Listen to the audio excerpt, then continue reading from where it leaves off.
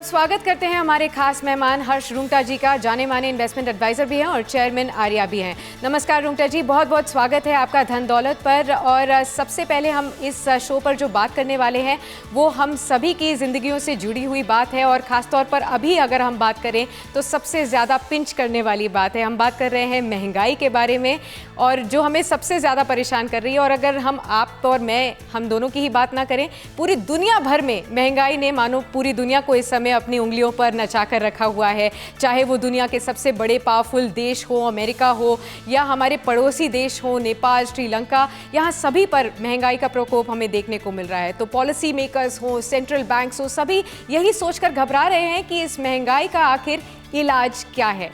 आम जनता की तो छोड़ ही दीजिए, क्योंकि इस समय पहले कोविड महामारी और अब महंगाई का प्रकोप, इन दोनों से ही जूझते हुए नजर आ रही है आम जनता। तो इससे कैसे बचें और इसे मात देने का महामंत्र क्या है, इसी शो पर हम आपसे पूछेंगे। और सबसे पहला सवाल जो मेरा रहेगा आपसे वो यही रहेगा कि आमतौर पर हम लोगों को महंगाई का असर हमारे खर्चों पर तो दिख जाता है, लेकिन क्या हमारे निवेश पर भी इसका असर पड़ता है? तो साक्षी, ऐसा है कि महंगाई कोई एक समय में नहीं देखा जा सकता। महंगाई एक साइकिल होता है एंड मूल तौर से महंगाई मिसमैच के वजह से होती है। जब डिमांड और सप्लाई में मिसमैच होता है, जब डिमांड ज़्यादा होती है कोई भी चीज़ और सप्लाई थोड़ी कम पड़ जाती है, तो ऑब्वियसली सप्लाई करने वाला अपना भाव बढ़ा देता है एंड उसका एक कास्केडिंग इफेक्ट होता है और उसकी वजह से सभी चीजों के भाव धीरे धीरे बढ़ने लगते हैं। तो एक तरीके से देखें तो डिमांड का भी प्रतीक है। और इसीलिए अगर आज से 2 साल पहले की बात करें हम, मार्च 2020 की और अप्रैल 2020 की, जब की महामारी का प्रकोप का बोलबाला चल रहा था, तब सेंट्रल बैंकर्स को दुनिया भर में डिमांड कोलैप्स का फियर था और उनका टारगेट था कि कम से कम महंगाई इतनी होनी चाहिए। तो चूंकि डिमांड कोलैप्स हो चुकी थी, अब ये हुआ कि उन्होंने बहुत से नोट प्रिंटिंग वगैरह करी, उसका इम्पैक्ट आना ही था। अब वो साइकिल पलटा है और अब महंगाई आ रही है और ये साइकिल भी पलटेगा। तो ये साइक्लिकल है। इस बार जरूर ऐसा हुआ है कि साइकिल बहुत जल्दी कंप्रेस हो गया है।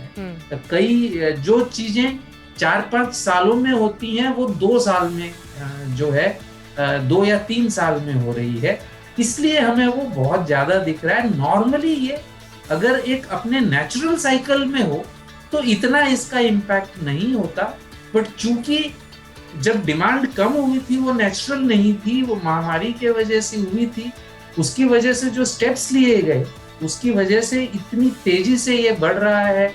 और भी कई कारण हैं, चाहे वॉर हो या और कई कारण हो, तो लेकिन हमें याद ये रखना है कि ये साइक्लिकल है, that is first. And obviously इसका इम्पैक्ट हर चीज पे होगा।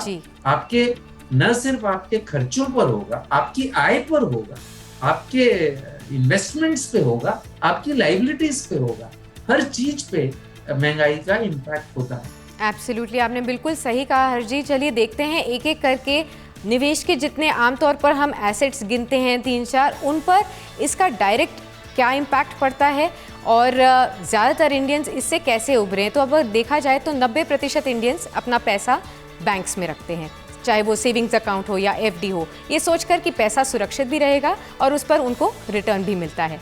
लेकिन महंगाई का क्या असर पड़ता है सेविंग्स पर, और सेविंग्स अकाउंट या एफडी में जो पैसा है, इसे थोड़ा समझाइए। तो ये बहुत लोगों ने इसको समझाया है। जो सबसे अच्छा उदाहरण मुझे लगता है वो आरबीआई के भूतपूर्व गवर्नर श्री रघुराम राजन जी ने एक कॉन्फ्रेंस में दिया था। मैं उसी को दोहरा रहा हूँ, याद रहे कि ये उन्होंने कहा था। बहुत ही आसान भाषा में उन्होंने समझाया कि अगर आपको जो ब्याज मिल रहा है वो महंगाई से कम है तो आपका पैसा जा रहा है। और समझाया उन्होंने कि समझो आज 100 रुपए में 2 डोसा आते हैं, एक डोसे का कॉस्ट 50 रुपए, तो आज 100 रुपए में 2 डोसा आता है। आपने वो आज 2 डोसा नहीं खरीद के वो 100 रुपए बैंक में एफडी में लगा दिए जहां 5% मिला, लेटर से उसमें कोई टैक्स नहीं लगा, तो तो आपका 100 का 105 हो गया पैसा, तो बढ़ गया, इफेक्टिवली बढ़ गया, 100 से 105 हो गया। लेकिन मीनवाइल अगर महंगाई 10% बढ़ गई तो डोसे की कीमत 50 से 55 रुपए होगी, और अब जो 105 रुपए है उसमें आपको 2 डोसे नहीं मिलते, अब आपको 1.9 डोसा ही मिलता है, क्योंकि डोसे की कीमत 55 रुपए हो गई है। तो ये एक उदाहरण है कि अगर आपकी जो बढ़त है वो अगर महंगाई के अनुपात से कम है तो आप पैसा लूज कर रहे हैं। आपको फेस से लग रहा है कि मेरा 100 का 105 हो गया, लेकिन उस 105 से जो आप खरीद पा रहे थे, 100 से आप 2 डोसे खरीद पा रहे थे, 105 से आप 1.9 डोसा ही खरीद पा रहे हैं। तो ये समझना बहुत जरूरी है कि कोई भी चीज करते समय हमको महंगाई और टैक्स, इसमें तो हमने टैक्स का इम्पैक्ट नहीं लिया, वरना वो 5 रुपए पे अगर समझो 1 रुपया टैक्स लग जाता तो 1.9 भी नहीं मिलता, 1.8 ही मिलता डोसा। आपने बिल्कुल सही कहा, और मुझे ऐसा लग रहा है कि जो हमारे एफडी में पैसे हैं वो अब जा रहे हैं इस महंगाई की वजह से। जो हमें ब्याज मिलता था वो तो खाली 5% के आसपास का मिलता था, लेकिन महंगाई तो अब 7% तक के आसपास आ गई है, तो डेफिनेटली एक नेगेटिव रिटर्न हमें एक तरीके से मिल रहा है। तो अब मैं सोच में पड़ गई हूँ कि एफडीज़ में अब पैसा निकालूँ या फिर क्या करूँ। आई एम श्योर सभी हमारे व्यूअर्स भी ऐसा सोच रहे होंगे। अब आ जाते हैं गोल्ड पर। हर्ष जी, मैं आपसे जानना चाहती हूँ, ज़्यादातर हमारे ट्रेडिशन में ये रहा है कि गोल्ड को हमेशा ऐसा माना गया है कि कभी भी आपका मुश्किल समय हो तो गोल्ड आपका सहारा होगा। तो ऐसे में इन्फ्लेशन का क्या इम्पैक्ट होता है गोल्ड इन्वेस्टमेंट्स पर? हम लोग जो गोल्ड इकट्ठा करते हैं, क्या वो सही है? तो ट्रेडिशनली ये माना जाता है कि जो सोना जो है वो कम से कम महंगाई के अनुपात में तो बढ़ेगा। और अगर हम पुरानी हिस्ट्री ऑफ इंडियन डेटा देखें, फॉरेन ओवरसीज डेटा देखें, तो वो सही है, विद एक उसमें कैविएट या एक मैं उसमें सावधानी बताना चाहूंगा लोगों को कि वो सही है, ऐसा नहीं है कि वो हर दिन के लिए सही है। अगर आप 6 साल का पीरियड लेंगे, 7 साल का पीरियड लेंगे, तो ये जरूर है कि ऐसा कोई बहुत कम उसमें भी पीरियड्स हैं जब उन्होंने इन्फ्लेशन को बीट नहीं किया। लेकिन नॉर्मली अगर आप 7-8 साल के पीरियड तक होल्ड करेंगे गोल्ड को, तो उससे जो रिटर्न मिलेगा इवन टैक्स के बाद, वो भी आपको कम से कम गोल्ड को कम से कम महंगाई को बीट करेगा। लेकिन 7-8 साल के बाद तो ये जो लोग सीधा सीधा अनुमान लगाते हैं कि ट्रेडिशनल विजडम ये बोलता है, वो वर्क इसलिए करता था कि जब लोग सोना खरीद लेते थे तो उसको बेचते नहीं थे जी। और फिर जब उसको देखते थे तो वो कई वर्षों के बाद देखते थे तो वो उसको प्रोटेक्ट करता है। अगर 7-8 बरस तक आप रखेंगे तो प्रोटेक्ट करता है।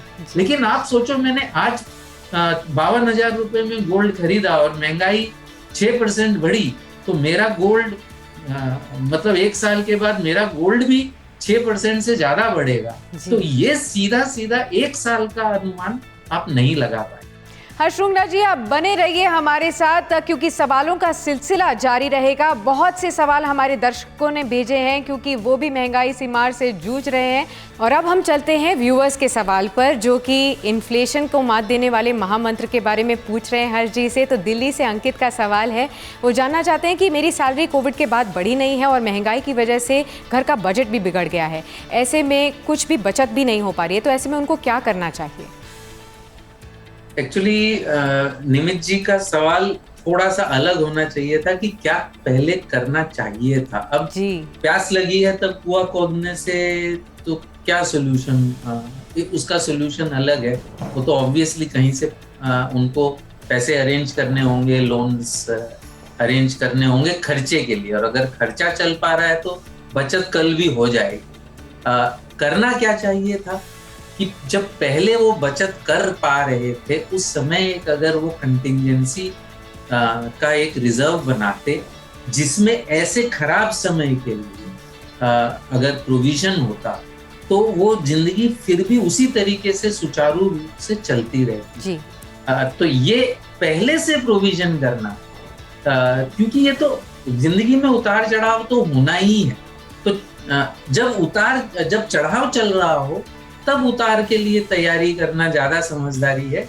ये मेरे ख्याल से इस कोविड ने हमको सभी लोगों को बहुत अच्छी तरीके से समझा दिया। जी हर्ष जी, एक अगला सवाल ले लेते हैं मुंबई से। ये सोनल का सवाल है। वो बोलते हैं कि उनके पास 5 साल का एफडी है जिसमें उनका 80% सेविंग्स ऑलरेडी है और बाकी का उनके पास लिक्विड कैश है, वो भी बैंक में है। तो क्या अब उस एफडी को तोड़कर कहीं और उनको निवेश करना चाहिए? जो भी इन्वेस्टमेंट आप करना चाहते हैं उसका उद्देश्य क्या है, कितनी समय के लिए आप करना चाहते हैं, कब वो पैसा निकालना होगा आपको, कितना जोखिम उठाने की कैपेसिटी है आपकी। तो एक ओवरऑल प्लान बनाए बिना ये कहना कि कौन सा इन्वेस्टमेंट करना चाहिए सही नहीं होगा।